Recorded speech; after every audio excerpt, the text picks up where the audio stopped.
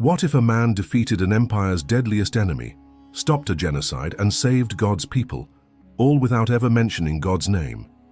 Meet Mordecai, a humble Jew in ancient Persia who didn't preach, pray aloud, or build altars, yet changed history with his silent faith. He stood against a man who demanded worship, outsmarted a plot to destroy his people, and rose to power in a foreign land. His story, hidden in the Book of Esther, is a thriller of courage, strategy, and God's invisible hand. Want to know how he did it and what it means for you? Stick with me. This tale will grip your heart and challenge your faith. Mordecai wasn't a prophet, king, or priest. He was just a Jew living in Susa, the glittering capital of the Persian Empire, far from Jerusalem's temple and Israel's glory. Esther 2:5 tells us he was a Benjamite, a descendant of Kish, the father of Saul, Israel's first king. That's no small detail. It sets the stage for a cosmic showdown. Mordecai's family line carried the weight of an ancient failure. Saul was ordered to destroy the Amalekites, a nation that attacked Israel in the wilderness, but he spared their king, Agag, 1 Samuel 15. Centuries later, Mordecai would face Haman, an Agagite, a descendant of that same cursed line.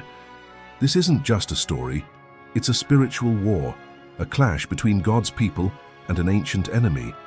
Ever feel like you're caught in a battle bigger than yourself? Mordecai was, and he stood firm.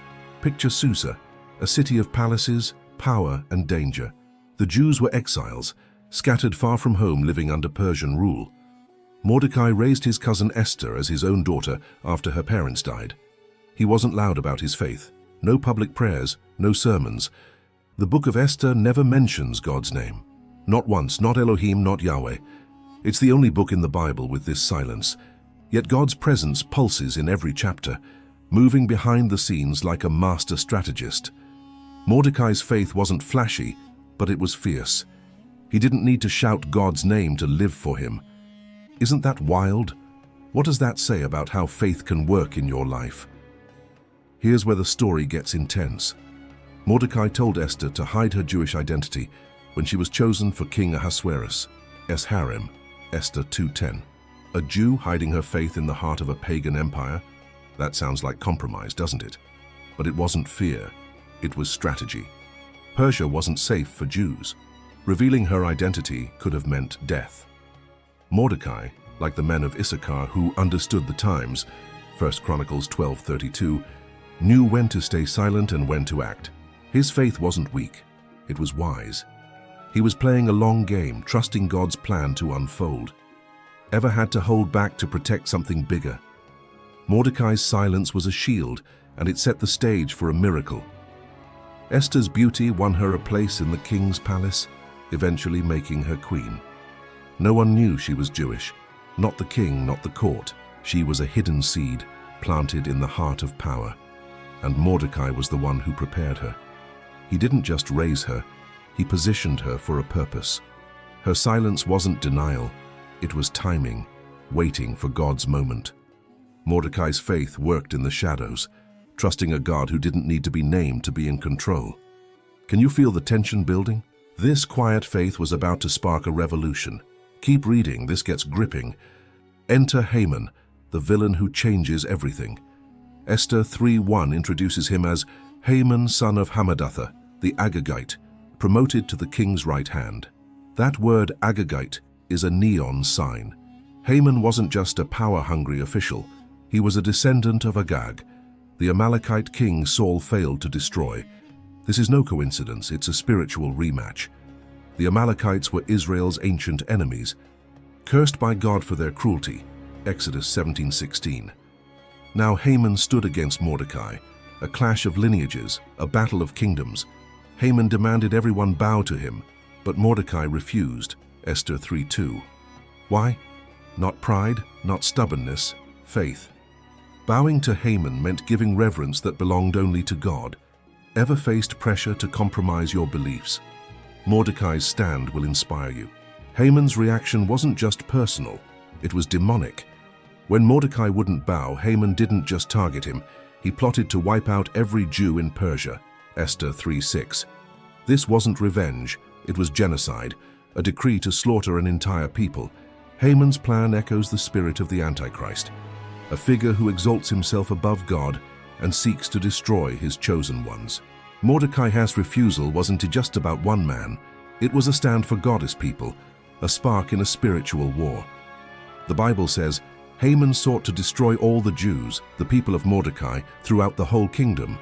Esther 3:6. Can you imagine the stakes? One man's faith triggered a storm that could have ended a nation. When Mordecai heard of Haman's decree, he didn't negotiate or run. He tore his clothes, put on sackcloth and ashes, and wailed in the streets of Susa, Esther 4:1. No prayers are recorded, no mention of God, but his actions screamed faith. He wasn't mourning just for himself. He was grieving for his people, for God's promise. Then he did something radical. He called for a fast. He told Esther, "Go, gather all the Jews in Susa and fast for me in 3 days."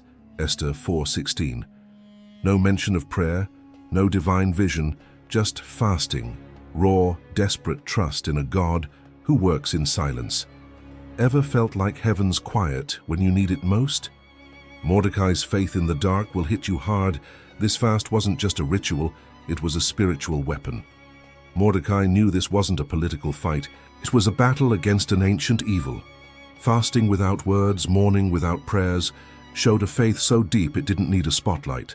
He trusted God was moving, even when nothing seemed to change. And something did shift. The king couldn't sleep one night, and had the royal records read to him, Esther 6:1. By chance, they read about Mordecai uncovering a plot to kill the king years earlier, a deed forgotten until that moment. Coincidence? No way. This was God's invisible hand, turning the tide. Ever seen a moment where everything aligns perfectly? That's what's coming next. Here's where the story flips. Haman, the man who planned to hang Mordecai on a 75-foot gallows, was forced to parade him through Susa in royal robes, proclaiming, "This is what is done for the man the king delights to honor." Esther 6:11. Can you picture the irony? The proud Agagite, humiliated, leading his enemy in glory. Haman's gallows, built for Mordecai, became his own execution site, Esther 7:10. No thunder, no angels, just divine justice, quiet and unstoppable. Mordecai, the forgotten exile, was exalted as second to the king, Esther 10:3. God didn't need to speak to win. Ever seen justice sneak up when you least expect it? This is God's signature move. Mordecai's rise wasn't about power, it was about faithfulness. He didn't seek glory, he sought God. His silence wasn't weakness, it was strategy.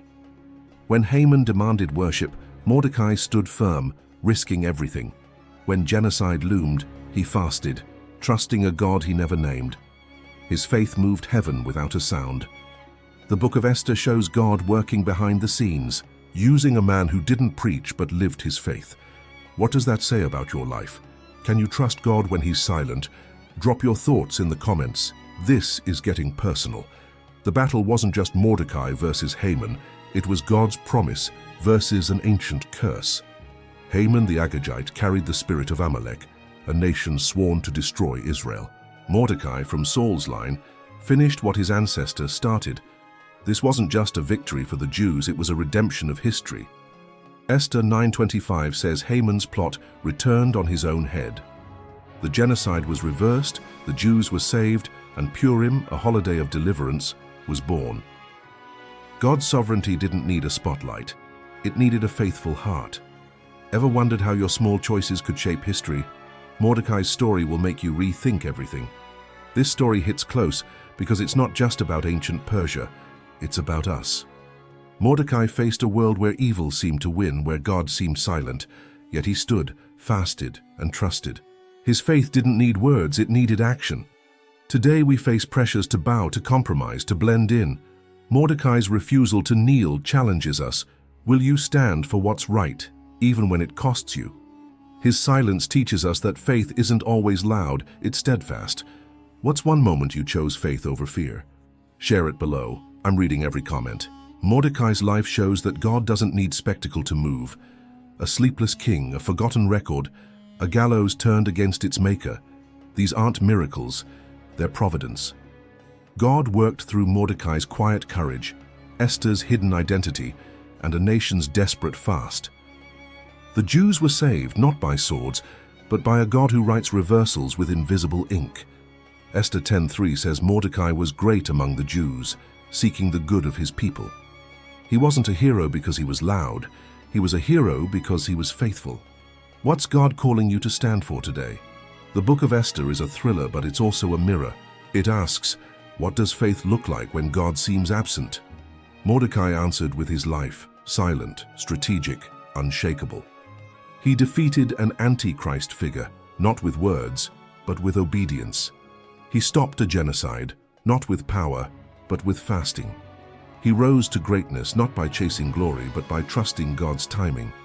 This story isn't just history, it's a call. You're in a world that demands you bow to its systems. Will you stand like Mordecai? What's one choice you can make to trust God's unseen plan? Let's talk in the comments. Thank you for diving into Mordecai's story with me.